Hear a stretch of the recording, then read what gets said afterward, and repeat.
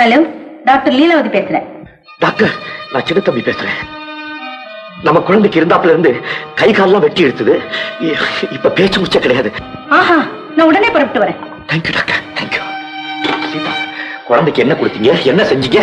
ஐயோ, நாங்க எதையுமே கொடுக்கலீங்க, எதையும் செய்யலீங்க. எதுவும் கொடுக்கலன்னா குழந்தை ஏன் இப்படி ஆச்சு? ஏன் என்னைய பாக்குறேன்? எல்லாருக்கும் தெரிஞ்ச காரணம் தானுங்களே.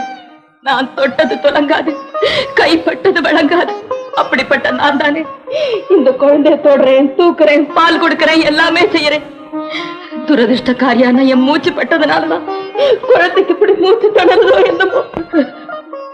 வேற என்ன காரணத்தை நான் சொல்ல முடியும்? அக்கா, நீங்க எதுக்கு எதை சொல்லிட்டு இருக்கீங்க? நீங்க அப்படியெல்லாம் நினைக்கவே கூடாது. டாக்டர் வந்துட்டாங்க.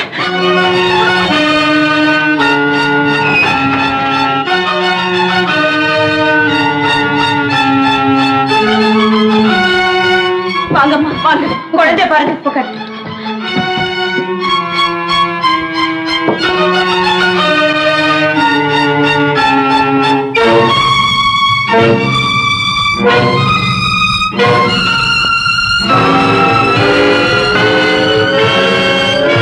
என்ன டாக்டர், குழந்தைய குளிப்பாட்டினீங்களா? ஆமா டாக்டர். எப்படி? கண்ணெல்லாம் பொங்கிட்டு இருந்தது, உஷ்ணமா இருக்குமோ நினைச்சு எண்ணெய் தேய்ச்சி குளிப்பாட்டினேன். எல்லாரும் செய்யறதான் நீங்க செய்திருக்கீங்க. ஏன் டாக்டர்? குழந்தைக்கு ஏற்கனவே நிமோனியா அட்டாக் ஆயிருக்கு. அப்படின்னா நெஞ்சில சளி கட்டிருக்கும். இந்த சமயத்துல எண்ணெய் தேய்ச்சி தலை ஊத்துனதுக்கு அப்புறம் சளி அதிகமாயி மூச்சு விட திணறிக்கிட்டு. டாக்டர், இதுவே 2 வயசு குழந்தையா இருந்தா பயப்படுறதுக்கு ஒண்ணும் இல்ல. இந்த பருவத்துல ஆபத்து இல்லைன்னு என்னால நிச்சயமா சொல்ல முடியாது. எதுக்கும் நான் ஒரு இன்ஜெக்ஷன் போட்டு போறேன். 3 மணி நேரத்துக்கு அப்புறம் குழந்தை நல்லா இருந்தா எனக்கு தகவல்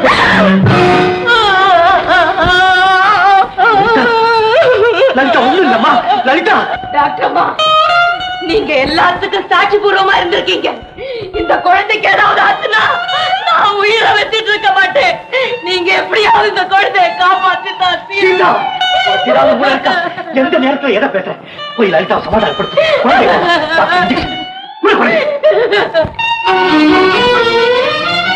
லலிதா, லலிதா, அழாதம்மா. குழந்தைக்கு ஒண்ணும் ஆகாதம்மா, பயப்படாதம்மா. டாக்டர் அம்மா அப்படி சொல்லிட்டாங்களே. டாக்டர் அம்மா என்ன விட்டு போறீங்க? ஐயோ,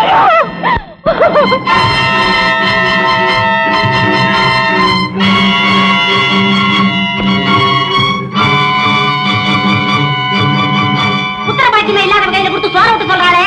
நாளைக்கு அந்த புள்ள பொசுக்குன்னு போயிட்டா.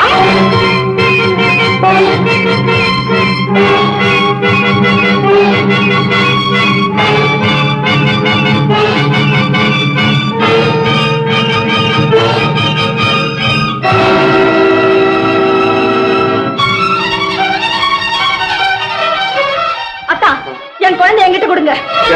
எங்க வீட்டுக்கு எடுத்துட்டு போறேன். எதுக்காக? அங்க போனா என் குழந்தை பொழைச்சிடுங்கிற நம்பிக்கை எனக்கு இருக்கு. அப்போ உன் குழந்தை இங்க இருந்தா பொழைக்காதுன்னு நினைக்கிறியா? ஏமா நினைக்கிறியா அப்படி? ஆமா. என்னங்க, குழந்தை கொடுங்க. அவங்க வீட்டுக்கு தூக்கிட்டு போட்டு. என்ன உணர? இப்பதான் ஊசி போட்டிருக்காங்க. நிலைமை சரியாக இன்னும் 3 மணி நேரம் ஆகும் சொல்லிருக்காங்க. அவங்க வீட்டுக்கு தூக்கிட்டு போனா இதே நிலைமை தானே. எந்த நிலைமை ஏற்பட்டாலும் பரவாயில்ல, குழந்தை இங்க இருந்தா செத்து போயிடுன்னு எப்ப லலிதா நினைச்சிட்டாலோ இனிமே இந்த குழந்தை இங்க இருக்கவே கூடாது. படிங்க அப்படி படிங்க. இந்த அம்மா குழந்தை தூக்கிட்டு போ. அம்மா கூட போட. சீதா, என்ன காரியம் செஞ்ச? அந்த குழந்தையை பெற்றது நீதாங்கிறத மறந்துட்டியா? அது மட்டும் இல்லைங்க, லலிதாவை நான் பெறாத குழந்தை நினைச்சனே, அதையும் நான் மறக்கல. அவ உயிருக்கு எந்த விதமான ஆபத்து ஏற்படக்கூடாதுங்கிறதுக்காகத்தான் அன்னைக்கு ஆஸ்பத்திரியில நான் பெத்த குழந்தை அவகிட்ட தூக்கி கொடுத்துட்டு பிள்ளை பாக்கியமே இல்லாத தோசிங்கிற பேரை இன்னமும் சுமந்துகிட்டு நிக்கிறேன். இந்த பாருங்க, சத்தியமா சொல்றேன், லலிதாவினுடைய உயிரை காப்பாத்துறதுக்காகத்தான் என் குழந்தைய கொடுத்தேங்கிறது உண்மையா இருந்தா என் குழந்தையினுடைய உயிருக்கு எந்த விதமான ஆபத்து ஏற்படாதுங்க. பாருங்க, நீங்க நீங்க பாருங்க பாருங்க. நீங்க ஐயா, புலி பழகுது, பாய போகுது, வெட்டுங்க, மூளை போட்டு வெட்டுங்க, ஆட்டத்திலாவது வெட்டி தொலைங்க. நான் வெட்டுறேன். செய்ய ஏண்டி மூஞ்சூர் மாதிரியா இருக்கு? ஏமா சண்டை பிடிச்சு வந்துட்டியா? அதெல்லாம் ஒண்ணும் இல்ல, திடீர்னு குழந்தைக்கு உடம்பு சரியில்லாம போயிடுச்சு. ஐயோ, என்னங்க குழந்தை மோத்த பாத்தீங்களா? என்னமோ மாதிரி ஆயிட்டு வருது. 2 மாசம் விட்டு போச்சு. நான் அப்பவே சொன்ன கேட்டியா? அந்த பாவி கிட்ட புள்ளைய கொடுக்காத, அவன் பாலா கொடுத்துருக்கேன். ஐயோ, நான் என்ன சொல்லிட்டு இருக்கேன். முதல்ல போய் ஒரு டாக்டர் கூட்டிட்டு சொல்லு. இல்லங்க, வாங்க டாக்டர் கூட்டிட்டு வாங்க. இதுக்கு முன்னால குழந்தைய வேற எந்த டாக்டராவது பார்த்தாங்களா? டாக்டர் லீலாவதி பார்த்தாங்க. அவங்க என்ன சொன்னாங்க? நிலைமை ரொம்ப சீரியஸ்னு சொல்லி ஊசி போட்டாங்க. 3 மணி நேரத்துக்கு அப்புறம் தகவல் சொன்னாங்க. அவங்க ஊசி போட்டு இப்ப எவ்வளவு நேரமாச்சு? ஏறக்குறைய 3 மணி நேரம் ஆயிரும் டாக்டர். அவங்க சொன்னது ரொம்ப சரி. குழந்தை அபாயகரமான கட்டத்தை தாண்டிடுச்சு. இனி கவலைப்பட வேண்டிய தேவை வேற ஏதாவது மருந்து? இப்ப ஒண்ணும் தேவையில்லை. நீங்க எல்லாமே இனிமே அவங்க கிட்டே காட்டுங்க. Thank you doctor. பாக்குறேன். தூக்குங்க அக்கா. ஐயோ வேண்டாம்ப்பா. என் நேழ விட்டு பிரிஞ்ச உடனே குழந்தை சௌக்கியமா இருக்கா. மறுபடியும் நான் அவனை தூக்கி அவனுக்கு ஏதாவது அவன் சொல்லுங்கிறதுக்காகத்தான் வேண்டிக்கு வந்தேன்.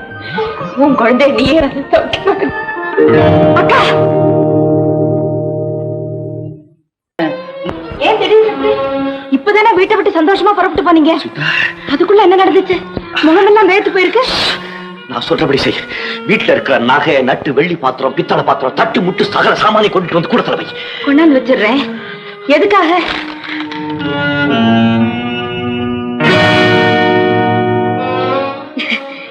இது என்னங்க இருக்கு? என் நிலமெல்லாம் எங்க இருக்குன்னு உங்க தம்பி கேட்டிருக்கான். கேட்டுட்டானே. அதுவும் அவனா கேட்டதா தெரியலையே. யாரோ எழுதி இருக்காங்க, அவன் கையெழுத்து போட்டிருக்கான். போட்டுட்டானே, கையெழுத்து போட்டுட்டானே. சீதா, நிலமெல்லாம் எங்க இருக்குன்னு கேட்டாயினா இல்ல என் நிலத்தை பிரிச்சு கொடுங்கன்னு கேட்டாயினா?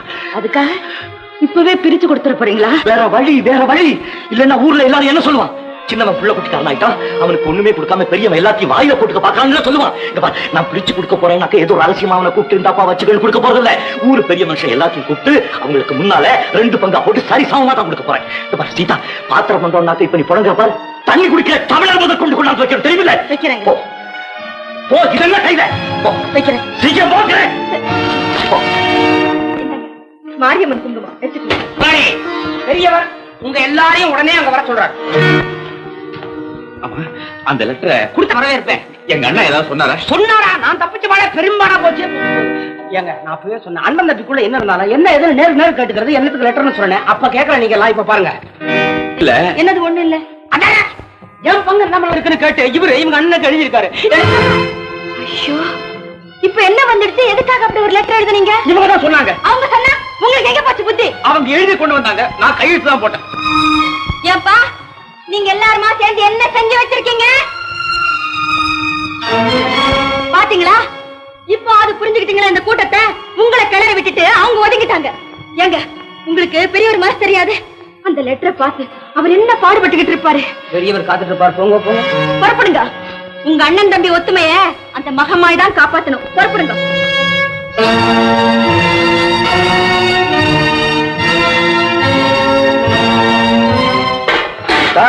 என்னங்க எல்லாத்தையும் வச்சுட்டியா? வச்சுட்டேனுங்க. எல்லாத்தையும் டம்ளர் முதல் கொண்டு வச்சுட்டேன். நகை நட்டெல்லாம் இது இருக்குங்களே. இதெல்லாம் என்ன? கழட்டிடுறேன். கழட்டு. இதென்ன தாலி செயின் தானே? நான் உனக்கு செயின்லயா தாலி கட்டினேன்? மஞ்ச கைத்துல தானே கட்டினேன். மஞ்ச கைத்த போட்டுக்கிட்டு இதெல்லாம் கட்டி இங்க வை. இது பாகப்படி கலத்திடுறேன். வாங்க என்னங்க எங்களை எல்லாம் ஒன்னா வர சொன்னீங்களா? வாங்க வாங்க. ஒண்ணு இல்ல, என் தம்பி இந்த பாக பிரிவினை அப்படி இப்படின்னு ஆரம்பிச்சுட்டான். என்னங்க உங்க தம்பிங்க? ஆமா, என் தம்பி தான். வேற என்ன தெருவில் போறவனா கேட்பான்? எல்லாம் பாத்துக்கிங்க, எல்லாத்தையும் வச்சிருக்கேன். ஏமா இங்க வாங்க.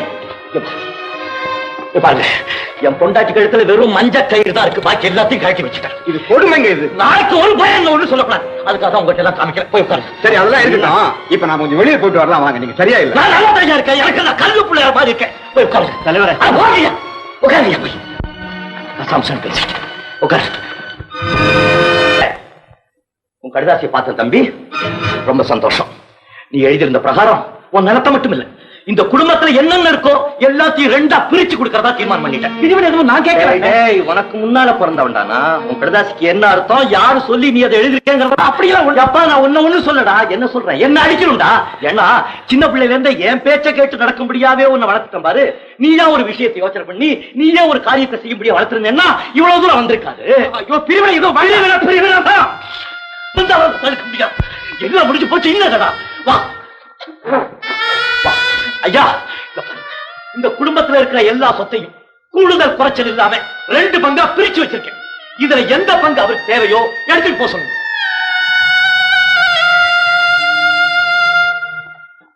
உட்கார்ந்து எந்த பங்கு வேணும் கேளுங்க.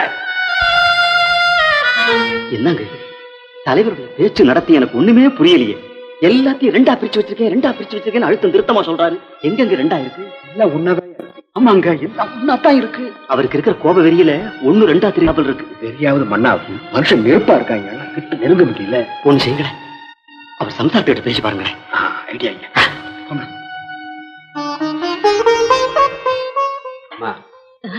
நம்ம தலைவர் என்னமோ 2 பங்கா பிரிச்சு வச்சிருக்கேன்னு சொல்றாருங்களே. எங்க இருக்கு 2 பங்கு? எங்க கண்ணுக்கு தெரியலீங்களே. 2 இருந்தா தானுங்களே உங்க கண்ணுக்கு தெரியும். எல்லாத்தையும் ஒன்னா நான் தானே எடுத்து வச்சேன். ஏன் 2 பங்குன்னு சொல்றாருங்க? அதுதான் எனக்கும் புரியல. கொஞ்சம் இருங்க, அவங்களே கேட்டு பாக்குறேன். என்னங்க, விவகாரத்தை நல்லபடியா முடிக்கணும்னு தானே விரும்புறீங்க? ஆமா. அப்படி இருக்கும்போது எல்லாத்தையும் ஒன்னா எடுத்து வச்சுக்கிட்டு 2 பங்குன்னு பேசிட்டு இருக்கீங்களே. 2 பங்கு இல்ல, நீங்க இனிமே 2ஆ பிரிச்சாதானுங்களே 2 பங்காகும். பிரிச்சு வச்சுட்டேன். இருக்கிறது 2 பங்கு தான். 2 பங்குல எது வேணும்? இருக்குங்க 2 பங்கு. எல்லாத்தையும் அள்ளி ஒண்ணா வச்சுக்கிட்டு 2னா இது யார ஏமாத்துற வேலை? 2 பங்கு இருக்கியா? எங்கயா இருக்கு? உனக்கு தோசி, நீ எங்க இருந்த வந்தவன்? 2 பங்கு என்னங்கிறது யாரு கண்ணுக்கு தெரியுது, யாரு மனசுக்கு புரியுது? நான் பாக்குறையா? லேட் பண்ணாம 2 விட்டு எடுத்துட்டு போப்பா. லலிதா, நீயே சொல்லு, நான் எப்பவாவது அண்ணனை விட்டு பிரியணும்னு நினைச்சிருக்கிறேன்னா? ஏதோ இவங்க எல்லாம் சொன்னாங்களேன்னு ஒரே ஒரு கையெழுத்து போட்டதுக்கு இவ்வளவு பெருசு பண்றாரு. எதுக்கு எடுத்தாலும் 2 பங்கு பிரிச்சுட்டேங்கிறாரு. எனக்கு ஒண்ணுமே புரிய மாட்டேங்குது. இந்த பாருங்க, பெரியவங்க விஷயம் இல்லாம எதுவும் பேச மாட்டாங்க. அவங்க எதையோ உள்ளடக்கி வச்சு பேசிக்கிட்டு இருக்காங்க. கொஞ்சம் பொறுங்க, அவங்க சொல்ற 2 பங்கு எதுன்னு நான் பாக்குறேன்.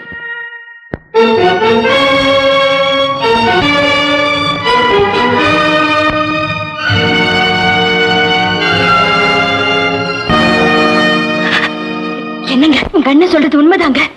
இங்க 2 பங்கு இருக்குங்க. என்ன லலிதா உளர்ற? 2 பங்கு எங்க இருக்கு? இன்னமும் உங்களுக்கு புரியலையா? பெரியவங்க சொத்தை எல்லாம் ஒரு பங்காகவும் தன்னை ஒரு பங்காகவும் வச்சு பேசிக்கிட்டு இருக்காங்க. இப்ப அவரு கேட்கறதுக்கு சரியான அர்த்தமே, உனக்கு சொத்து வேணுமா, கூட பிறந்த அண்ணன் வேணுமான்னு கேட்காம கேட்டுக்கிட்டு உட்கார்ந்து இருக்காங்களே. சொல்லுங்க, உங்களுக்கு என்ன வேணும்? எனக்கு அண்ணன் தான். சொல்லுங்க, கேளுங்க, போங்க.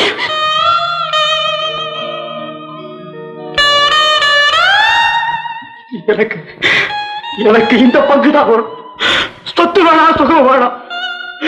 நீங்க தான் எனக்கு வேணும். போதும்பா, போதும். உன் பொண்டாட்டி யார் மாமனாரோட சகல சொத்துக்களை வச்சுக்கிட்டு சௌக்கியமாறு. இது என்னைக்கு எனக்கு மட்டும் உரிமையான சொத்து. இதுல யாரும் பங்கு கேட்க வேண்டாம். நான் விட மாட்டேன். என்னங்க, வாங்க போலாம்.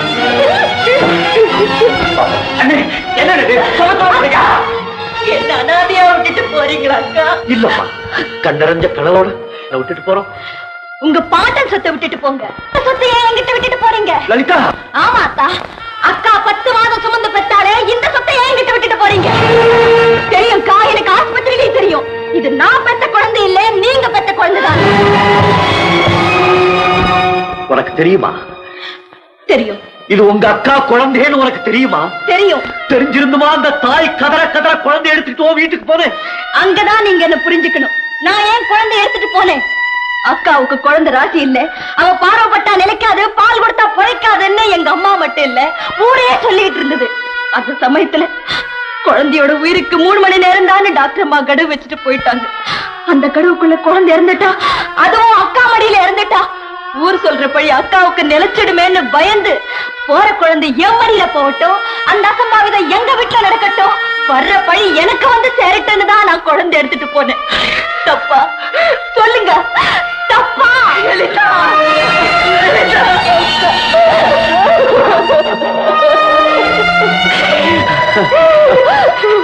அண்ணே, எனக்கு தெரியாம இந்த வீட்டுல இவ்வளவு நடந்திருக்கு. இது வரைக்கும் எங்க 2 பேரையும் நீங்க குழந்தைங்க மாதிரி நடத்திட்டு வரீங்க. தெரிஞ்சோ தெரியாமலோ நாங்க ஏதாவது தவறு செஞ்சிருந்தா எங்களை மன்னிச்சிருங்க. தயவு செஞ்சு இந்த வீட்டை விட்டு மட்டும் போயிடாதீங்க. போக மாட்டேன்ப்பா, உங்களை விட்டு நான் போகவே மாட்டேன்ப்பா. போகவே மாட்டேன்.